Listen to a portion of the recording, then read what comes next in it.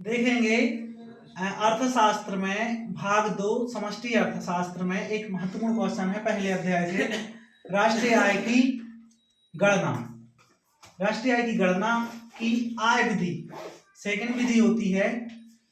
आय विधि में जोड़ी जाने वाली मिश्रित आय क्या है?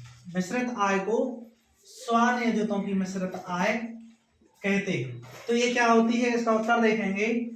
यह घरेलू साधन आय का प्रमुख अंश होती है जब अनेक दशाओं में मजदूरी आय तथा व्यापार आय में विभाजन करना कठिन हो तो ऐसी आय को मिश्रित आय मान लिया जाता है। जैसे छोटे दुकानदार की आय, छोटे कृषकों की आय मिश्रित आय है। इस प्रकार से क्या कहेंगे, दुकानदार की आय, छोटे कृषकों की आय मिश्रित आय होती है। क्यों होती है? क्योंकि इनकी आय में हम यह भेद नहीं कर पाते कि मजदूरी की आय है, इनके द्वारा किए गए मजदूरी की आय है या इनके व्यापार की आय है। तो ये कहलाती है स्वनियोजितों की मिश्रित आय। अगला क्वेश्चन होता है, कभी कभी आता है, राष्ट्रीय आय की गणना विधियों के नाम बताइए। ये विकल्प में भी आ सकता है। तो राष्ट्रीय आय गणना की 3 विधियां होती हैं। क्या? सबसे पहली विधि कहलाती है उत्पाद विधि, इसका दूसरा नाम मूल्य वृद्धि विधि है, ठीक है। अगली विधि का नाम है आय विधि और तीसरी विधि का नाम है व्यय विधि। तो इस प्रकार से इनके नाम याद रखना है। और इनकी टोटल संख्या कितनी है? 3 संख्या है राष्ट्रीय। अगला क्वेश्चन आता है कभी कभी, व्यक्तिगत आय क्या है या व्यक्तिगत आय क्या है? व्यक्तिगत आय से आशय उस आय से है जो कि गृहस्थों में कौन कौन आते हैं? व्यक्ति और परिवार। गृहस्थों और परिवारों को घरेलू सीमाओं के बीच, कहां पर?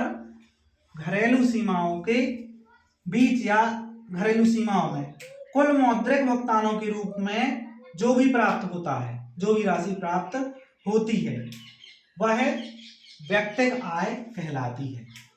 व्यक्तिगत आय का योग यानी कि देश में सभी परिवारों को जो व्यक्तिगत आय प्राप्त होती है उसका योग एवं राष्ट्रीय आय का योग बराबर नहीं होता। क्यों? क्योंकि राष्ट्रीय आय की गणना करते समय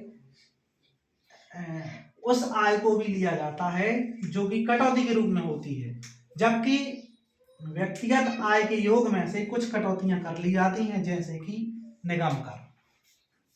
फिर अगला क्वेश्चन है जो कि कभी कभी आता है, चालू हस्तांतरण या हस्तांतरण भुगतान क्या है? चालू हस्तांतरण या हस्तांतरण भुगतान क्या है?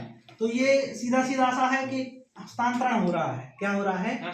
इसके बदले में कुछ देना नहीं पड़ रहा है। तो क्या होता है, सरकार की चालू आय में से, सरकार की चालू आय में से गृहस्थ व्यक्तियों को एवं उद्यमों को स्वयं के उपभोग के लिए जो भी राशि प्राप्त होती है उसे चालू हस्तांतरण कहते हैं। एग्जाम्पल के तौर पे परिवारों को या गृहस्थों को वृद्धा पेंशन मिलती है, छात्रों को, पढ़ने वालों को छात्रवृत्ति मिलती है, बेरोजगारों को बेरोजगारी भत्ता मिलता है, उद्योगों को अनुदान मिलता है। ये क्या कहलाता है? चालू हस्तांतरण। ठीक है।